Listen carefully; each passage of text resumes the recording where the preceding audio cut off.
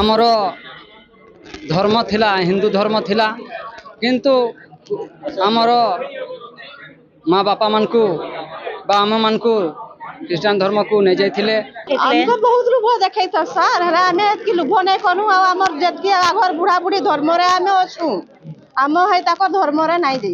आमर अंचल रो वनवासी माने बहुत सरल बहुत निरीह बहुत सादा सीधा तांकर सरलतार आउ सादा सीधार तार सुजोग नहीं करी ख्रीष्ट धर्मावलंबी माने तांको भूले करी प्रलोभन दे करी से माने ख्रीष्ट धर्म को नहीं जाइथिले। गोटे बहुत खुशी दिन रे आज आम सम्बलपुर जिलार विभिन्न अंचल आसी 46 जन माँ को और भाई मन को जे मैंने ख्रीस्टियन हो जाता से फिर आज थर हिंदू धर्म को से आउ थे फेरी आईछन।